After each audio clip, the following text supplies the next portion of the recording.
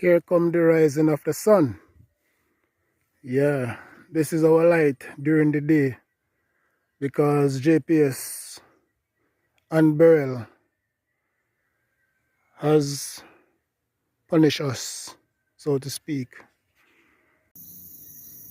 Thank God for the moonlight and the starlight.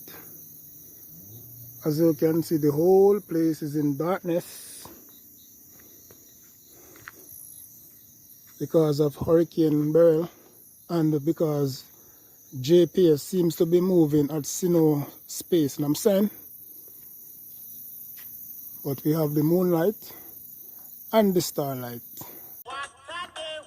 Right now, the only light we have in our area is only daylight, and that comes with sunlight. When we get dark, we only have moonlight and starlight.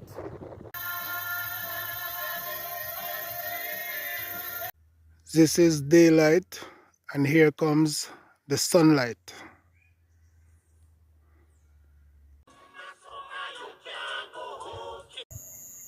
That's our light during the night.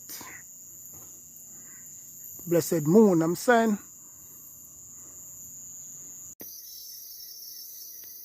This is daylight, and here comes the sunlight.